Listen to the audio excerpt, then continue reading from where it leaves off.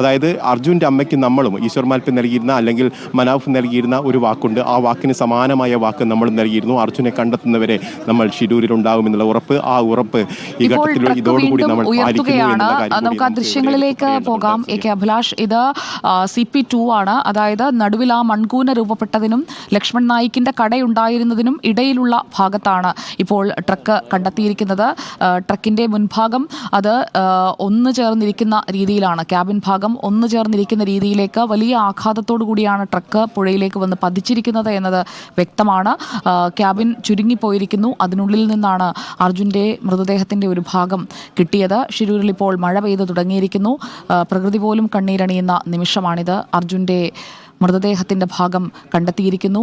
അർജുൻ ഓടിച്ചു വന്ന ട്രക്ക്, ആ ട്രക്കിൻ്റെ അവസ്ഥ, അതിൻ്റെ മുൻഭാഗം വന്നിടിച്ചു നിന്ന ഭാഗം പൂർണ്ണമായും നദിയുടെ അടിത്തട്ടിലേക്ക് വന്നിടിച്ചു പതിച്ചതിൻ്റെ ആഘാതം വ്യക്തമായി നമുക്ക് കാണാൻ കഴിയുന്ന ദൃശ്യമാണിത്.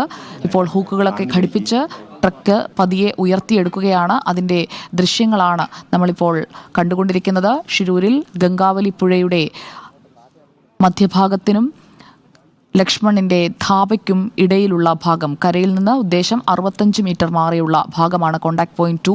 അവിടേക്കാണ് ജൂലൈ 16 രാവിലെയുണ്ടായ ആ വലിയ മണ്ണിടിച്ചിലിൽ അർജുൻ്റെ വാഹനം ചെന്നുപോയി പതിച്ചത്. അതിനുശേഷം രക്ഷാപ്രവർത്തനം മന്ദഗതിയിലായിരുന്നു ആദ്യഘട്ടത്തിൽ. അതിനുശേഷമാണ് കുടുംബം പരാതിയുമായി രംഗത്ത് വരുന്നത്. റിപ്പോർട്ടർ ഈ വാർത്തയിൽ ഇടപെടുന്നത് ജൂലൈ 18-നാണ്. പിന്നീട് അന്നു മുതൽ ഇന്ന് വരെ അർജുൻ്റെ കുടുംബത്തിനൊപ്പം നിൽക്കുക എന്നതായിരുന്നു നമ്മുടെ തീരുമാനം. ഇപ്പോൾ അർജുൻ്റെ മൃതദേഹം നമ്മൾ അവിടെ നിന്ന് കണ്ടെടുക്കുന്ന ഘട്ടത്തിൽ സൈന്യമടക്കം രക്ഷാപ്രവർത്തനത്തിനിറങ്ങിയതാണ്. ഈ കാലയളവിനിടയിൽ 3 ഘട്ടമായിട്ടാണ് രക്ഷാപ്രവർത്തനം നടന്നത്.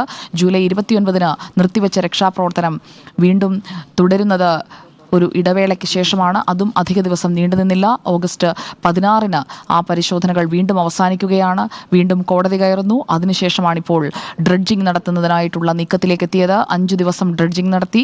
പല ലോഹഭാഗങ്ങളും കിട്ടി. അതിൽ അർജുൻ്റെ വാഹനം മാത്രം കിട്ടാതെ വന്നപ്പോൾ ആശങ്കയായിരുന്നു. എന്നാൽ ഇപ്പോൾ അർജുൻ്റെ വാഹനം contact point 2 retired major general Indrabalan IBOD drone പരിശോധനയിൽ അടയാളപ്പെടുത്തിയ കോണ്ടാക്ട് പോയിന്റ് 2-വിൽ നിന്ന് അർജുൻ്റെ വാഹനം കണ്ടെത്തിയിരിക്കുന്നു. ആ വാഹനം ഇപ്പോൾ ഉയർത്തിയെടുക്കുകയാണ്. അഭിലാഷ്, കൂടുതൽ ഹൂക്കുകൾ ഘടിപ്പിച്ച് സുരക്ഷിതമായി ഡ്രഡ്ജറിലേക്ക് എത്തിക്കുക. കാരണം അർജുൻ്റെ മൃതദേഹത്തിൻ്റെ തലയ്ക്ക് കീഴ്പോട്ടുള്ള ഒരു ഭാഗം മാത്രമാണ് ഇതുവരെ കണ്ടെടുത്തത്, അല്ലേ?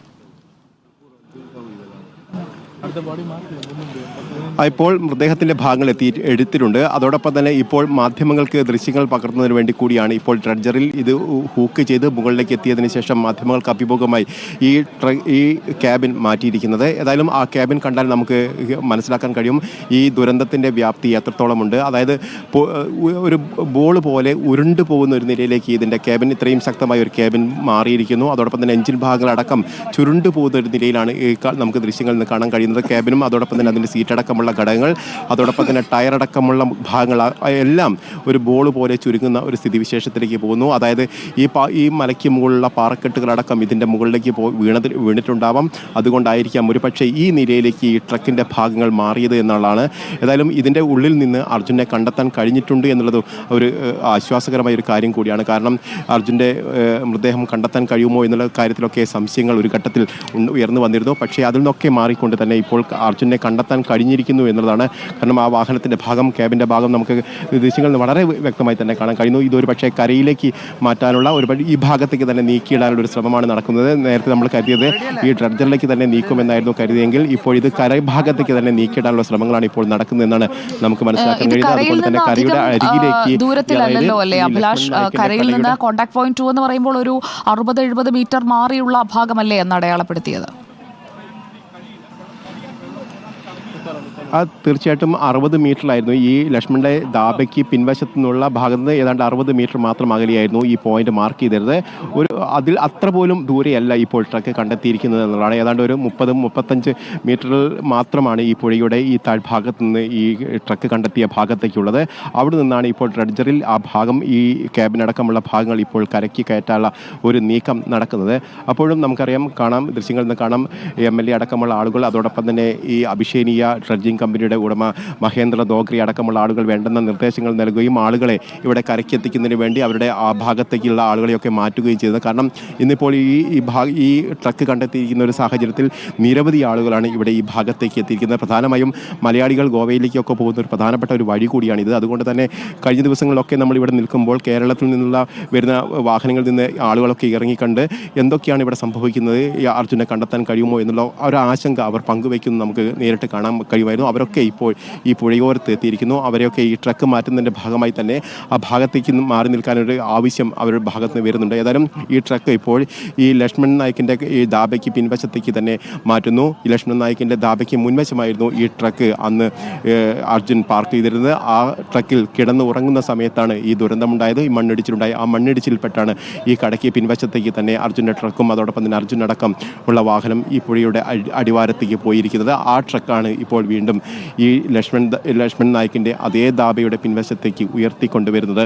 ഏതായാലും ആളുകൾ എല്ലാ നിർദ്ദേശങ്ങളും നൽകിക്കൊണ്ട് ഇപ്പോൾ കാർവാർ MLA അടക്കം അവിടെ നിൽക്കുന്നു. ഏതായാലും ഈ ട്രക്ക് മുകളിലേക്ക് എത്തിക്കുമ്പോൾ അതിൻ്റെ ദുരന്തത്തിൻ്റെ വ്യാപ്തി നമുക്ക് കൃത്യമായി മനസ്സിലാക്കാൻ കഴിയുന്നുണ്ട്. അതിൻ്റെ എഞ്ചിൻ ഭാഗങ്ങളടക്കം തകർന്ന് തരിപ്പണമായി നിൽക്കുന്നു. അതോടൊപ്പം തന്നെ ഭാരത് ബെൻസിന്റെ ഈ ട്രക്കിന്റെ ക്യാബിനുള്ളിൽ പിന്നിലെ ബർത്തിൽ അർജുൻ ഉറങ്ങിക്കിടക്കുകയായിരുന്നു. എഴുന്നേറ്റാലുടൻ വാട്സാപ്പിലെ സന്ദേശങ്ങൾ നോക്കും. അങ്ങനെ ആ ഒരു സന്ദേശം കണ്ടുവെന്നുള്ള വരകൾ തെളിഞ്ഞില്ല എന്നൊക്കെ അർജുൻ്റെ ഭാര്യ ഏറെ വിഷമത്തോടെ നമ്മളോട് പറഞ്ഞത് നമ്മൾ കേട്ടതാണ്. അർജുൻ ഉറക്കത്തിലായിരുന്നു. ഈ വലിയൊരു ആഘാതം, താൻ വന്ന് പതിച്ച അപകടത്തിൻ്റെ ആഴം അതൊന്നും മനസ്സിലാക്കാതെ അർജുൻ മരണത്തിലേക്ക് പോയിട്ടുണ്ടാകുമല്ലേ? തീർച്ചയായിട്ടും പുഴയിലേക്ക് ഈ ആഴങ്ങളിലേക്ക് പതിക്കുമ്പോൾ അർജുന് ഒരു ഘട്ടത്തിൽ പോലും അറിഞ്ഞിട്ടുണ്ടാവില്ല താൻ മരണത്തിലേക്ക് പോവുകയാണെന്ന്. കാരണം അത്ര പെട്ടെന്ന് തന്നെ ഈ വലിയ മണ്ണിടിച്ചിൽ ഈ ട്രക്ക് അടക്കമുള്ള ഭാഗങ്ങൾ പുഴയിലേക്ക് പതിക്കാനും ആഴങ്ങളിലേക്ക് പോകാനും ഇടയുണ്ട്. അതോടൊപ്പം തന്നെ ഈ ട്രക്ക് ഇങ്ങനെ ചതഞ്ഞു പോയിട്ടുണ്ടെങ്കിൽ ഒരു നിമിഷം പോലും അർജുൻ വേദനയോ ഒന്നും അറിഞ്ഞിട്ടുണ്ടാവില്ല എന്നുള്ളത് ആണ് നമുക്ക് മനസ്സിലാക്കാൻ കഴിയുന്നത്. കാരണം അത്രയേറെ വലിയൊരു ദുരന്തമാണ്. നമുക്ക് ഈ ട്രക്കിൻ്റെ ഭാഗങ്ങൾ നോക്കിയാൽ തന്നെ കാണാം, അതിൻ്റെ വലിയ ഷാസിയാണ്. ഈ ഷാസിയിൽ നിന്ന് ഈ ക്യാബിൻ അടർന്നു പോവില്ല എന്ന് പലവട്ടം പറയുന്നുണ്ടായിരുന്നു.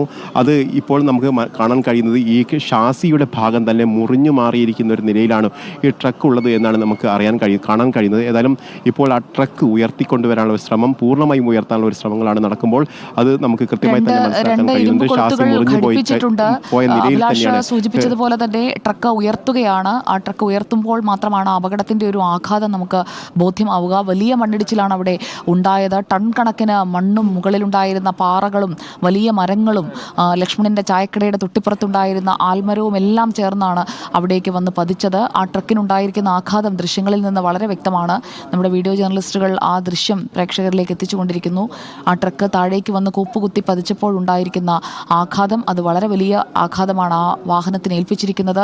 മുൻഭാഗം മുഴുവൻ ഉള്ളിലേക്ക് ചുരുങ്ങിപ്പോയിരിക്കുന്നു. ആ ക്യാബിനുള്ളിൽ അർജുൻ ഉണ്ടായിരുന്നു. അർജുൻ ഉറക്കത്തിലായിരുന്നു.